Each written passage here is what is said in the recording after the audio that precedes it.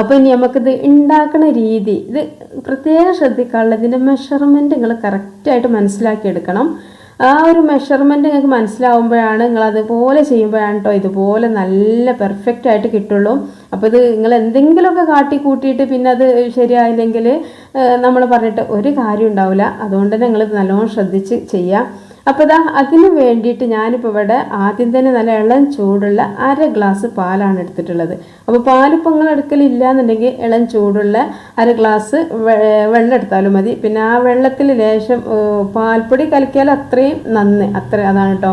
പിന്നെ ഇതിലേക്ക് ഞാൻ ചേർക്കുന്നത് ഒരു 3/4 ടേബിൾ സ്പൂണോളം ഉഴുന്നല്ല, ഇതാണ് ഈസ്റ്റാണ്. അപ്പം നമ്മൾ ഇനിയിപ്പോൾ ഇതിന് വെച്ചിട്ട് ഈസ്റ്റൊന്നും ഇല്ല, നല്ല ഈസ്റ്റ് തന്നെ വേണം, അങ്ങനെ നല്ല ഈസ്റ്റ് തന്നെ വേണം. പക്ഷെ നമുക്ക് 10 രൂപ കൊടുത്താൽ ഈ ഒരു പലഹാരത്തിലുള്ള ഈസ്റ്റ് നമുക്ക് കിട്ടും. ഏത് നമ്മളെ അടുത്ത കടയിലും ഇതിക്ക് പറ്റിയ ഒരു ഈസ്റ്റിൻ്റെ ചെറിയൊരു കുപ്പിയൊക്കെ നമുക്ക് കിട്ടും കേട്ടോ. അപ്പോൾ ആ ഒരു ഈസ്റ്റ് നിങ്ങൾ ഉപയോഗിക്കുക. എന്നിട്ട് ആ ഒരു വെള്ളത്തിൽ ആ ഒരു പാലിൽ ഇളം ചൂടുള്ള പാലിൽ നല്ലോണം ഒന്ന് മിക്സ് ചെയ്തെടുക്കുക. ആ ഈസ്റ്റ് അളന്ന് അതേ ടേബിൾ സ്പൂണിലാണ് കേട്ടോ ഞാൻ 1 ടേബിൾ സ്പൂൺ പഞ്ചസാരയും കൂടി ഇട്ടിട്ടാണ് നല്ലോണം ഒന്ന് മിക്സ് ചെയ്തത്. നിങ്ങൾ കണ്ടിട്ടുണ്ടാവും. അപ്പോൾ 1 ടേബിൾ സ്പൂൺ പഞ്ചസാരയും കൂടി ചേർത്തിട്ട് മിക്സ് ചെയ്തതിന് ശേഷം ഒരു അരമണിക്കൂർ, ചുരുങ്ങിയത് ഒരു അരമണിക്കൂർ നമുക്കിതൊന്ന് വെയിറ്റ് ചെയ്യാം കേട്ടോ. കുറച്ചൊന്ന് പാലും ആ ഒരു ഇളം ചൂടുള്ള പാലിൽ നമ്മൾ ആ ഒരു ഈസ്റ്റ് ഇടുമ്പോൾ പെട്ടെന്നൊന്ന് പൊങ്ങിയൊക്കെ കിട്ടും. അപ്പോൾ സമയം ഉണ്ടെങ്കിൽ അരമണിക്കൂർ നിൽക്കുക, അല്ലാന്നുണ്ടെങ്കിൽ ഒരു 10-20 മിനിറ്റുകളൊന്ന് കാത്തിരിക്കുക. ശേഷം നമുക്ക് ചെയ്യേണ്ട പണി എന്താ വെച്ചാൽ ഇതുപോലൊരു അത്യാവശ്യം വലിപ്പമുള്ളൊരു ബൗൾ എടുക്കണം കേട്ടോ. നമ്മളിത് ചെയ്യണ സമയത്ത് ആദ്യം തന്നെ നമ്മൾ 1 കപ്പ് 1.5 ഗ്ലാസ് മൈദ വെച്ചിട്ടാണ് ചെയ്യണമെന്ന് വിചാരിച്ചിട്ട് ആ ഒരു 1.5 ഗ്ലാസ് മൈദക്ക് പാകത്തിന് ഒരിക്കലും നിങ്ങൾ പാത്രം എടുക്കരുത്. കുറച്ച് അത്യാവശ്യം വലിപ്പമുള്ളൊരു, കാരണം നമുക്കിത് ഈ ഒരു ബാറ്റർ പൊങ്ങി വരാനുള്ളതാണ്. അതുകൊണ്ട് തന്നെ എന്ത് ചെയ്യുക, 1.5 ഗ്ലാസ് മൈദ ഒരു വലിയൊരു ബൗളിലേക്ക് ഇട്ടുകൊടുക്കുക. എന്നിട്ട് അതിലേക്ക് ഒരൊറ്റ കോഴിമുട്ട ഒന്ന് പൊട്ടിച്ച് ഒഴിച്ചു കൊടുക്കുക. അതുപോലെ തന്നെ ഒരു 2 ടേബിൾ സ്പൂണ് സൺഫ്ലവർ ഓയിലോ, ഇനിയിപ്പോൾ മണമില്ലാത്ത ഏത് ഓയിലാണോ നിങ്ങൾ അടുക്കലുള്ളത് അതെടുക്കുക.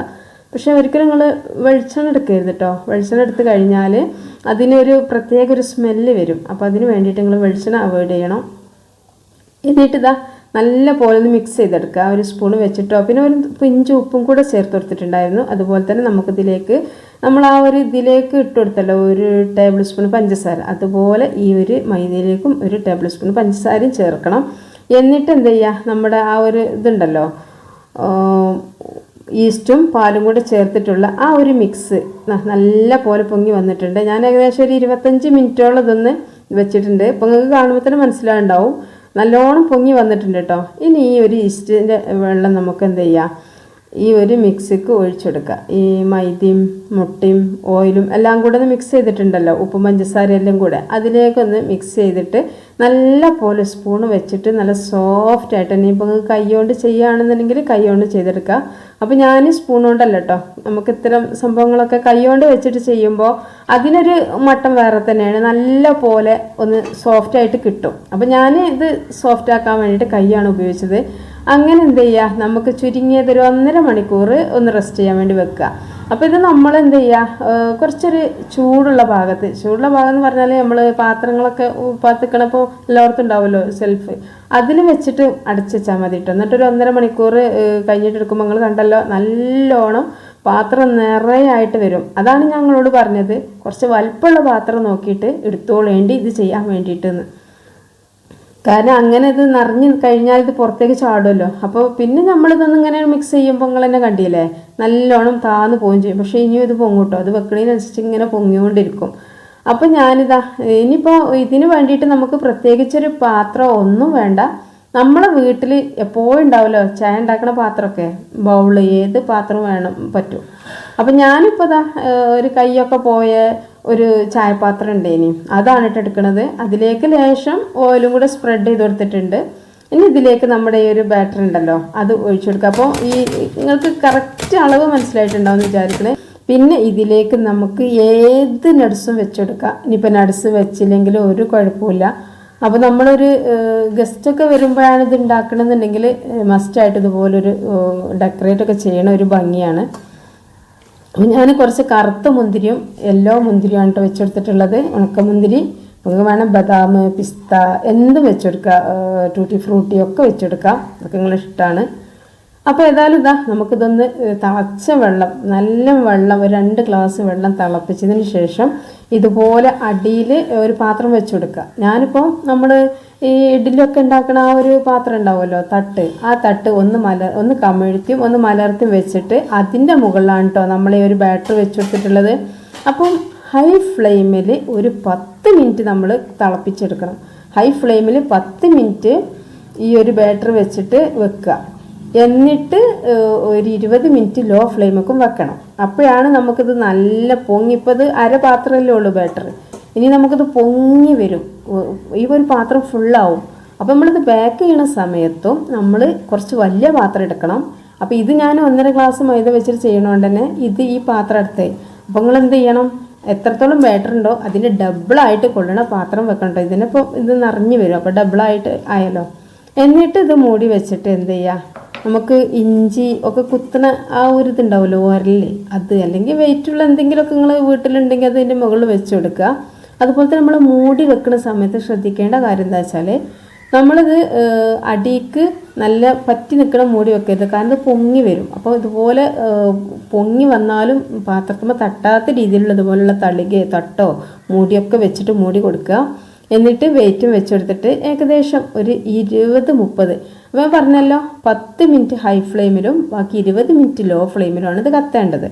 എന്നിട്ട് എന്ത് ചെയ്യുക, ഇത് എടുത്ത് നോക്കുമ്പോൾ ഇതാ മാഷാ അല്ലാഹ് അടിപൊളി എന്ന് പറഞ്ഞാൽ ഇതൊരു പ്രത്യേക ഒരു സ്മെല്ലുണ്ട്. അതുപോലെ തന്നെ നല്ല സോഫ്റ്റ് പഞ്ഞിക്കെട്ടായിട്ട് അത് നിൽക്കുന്നത് കണ്ടില്ലേ, പാത്രമൊക്കെ നിറഞ്ഞ് വന്നിട്ടുണ്ട്.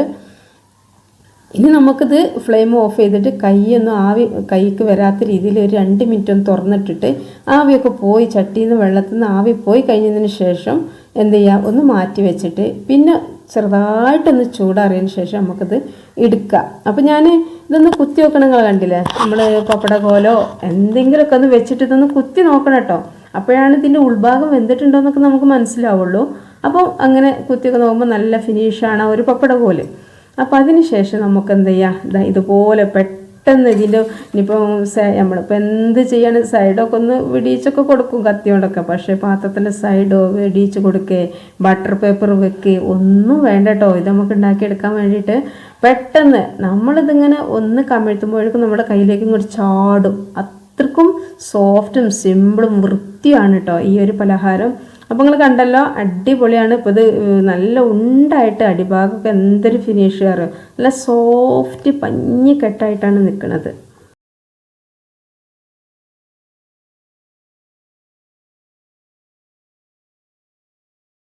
ഒരുപാട് മല്ലിക്കിട്ടിട്ട് പണി ചെയ്തിട്ട് ചെയ്യണ ഒരു പലഹാരമൊന്നുമല്ലല്ലോ, ഒരു നയിപ്പില്ല, എന്നാൽ ചിലവും ചുരുങ്ങിയതാണ്.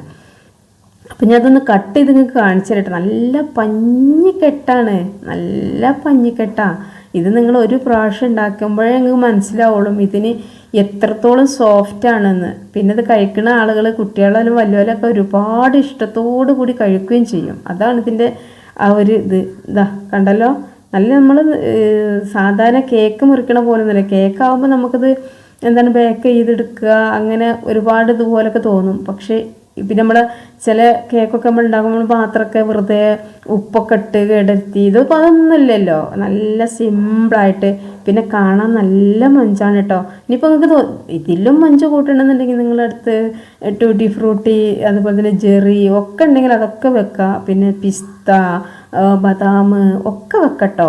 ഞാനിപ്പം നമുക്ക് സാധാരണക്കാരായ ആളുകൾക്ക് സിമ്പിളായിട്ട് ഉണ്ടാക്കിയെടുക്കാൻ പറ്റുന്ന ഒരു പലഹാരത്തിൻ്റെ രീതിയാണ് കാണിച്ചത്. അപ്പോൾ അതൊക്കെ നിങ്ങൾ ഇഷ്ടത്തോലെ ചെയ്യുക. പിന്നെ നമ്മുടെ വീഡിയോക്ക് താഴെ ലൈക്ക് ചെയ്യാൻ മറന്ന കൂട്ടുകാരുണ്ടെങ്കിൽ ലൈക്കൊക്കെ ചെയ്യട്ടോ. പിന്നെ അതുപോലെ തന്നെ പിന്നെ നിങ്ങളെ ഫാമിലി ഗ്രൂപ്പിനും ഫ്രണ്ട്സിനും ഒക്കെ നിങ്ങളൊന്ന് ഷെയർ ചെയ്ത് കൊടുക്കുക.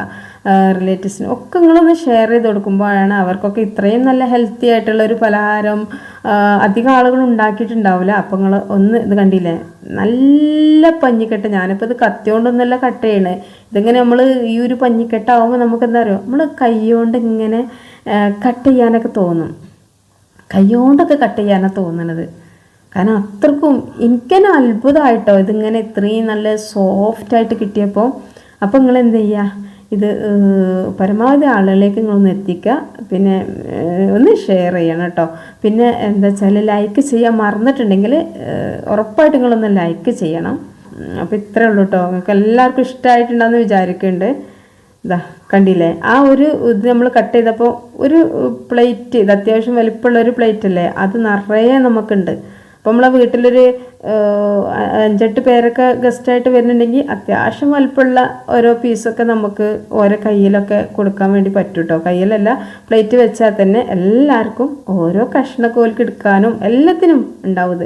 ഈസ്റ്റ് വെച്ചിട്ട് മൈദ വെച്ചിട്ട് ഒക്കെയാണ്. പിന്നെ ബേക്കിംഗ് പൗഡർ, ബേക്കിംഗ് സോഡ ഒന്നും നമുക്ക് വേണ്ട. പിന്നെ വലിയൊരു ചിലവോ കാര്യമോ ഒന്നുമില്ല. ഇതിലേക്ക് നമുക്ക് ഒരു ഈസ്റ്റിന് ഏറി വന്നാൽ ഒരു 10 രൂപേൻ്റെ ഈസ്റ്റ് നമുക്ക് ചിലവാണുള്ളൂ. അപ്പോൾ ഇതാണ്. അപ്പോൾ നമ്മൾ എന്താ പറയുക, നമ്മളിത് കഴിച്ച് കഴിയുമ്പോൾ കഴിച്ചുകൊണ്ടേയിരിക്കും. നമ്മൾ കഴിക്കാൻ വേണ്ടി ഒരുങ്ങിയാൽ ഒരു കഷ്ണം കഴിച്ചാൽ നമ്മൾ വിചാരിക്കും വീണ്ടും ഒരു കഷ്ണം, വീണ്ടും ഒരു കഷ്ണം, അങ്ങനെ കഴിക്കും. അസ്സലാമു അലൈക്കും വറഹ്മത്തുള്ളാഹി.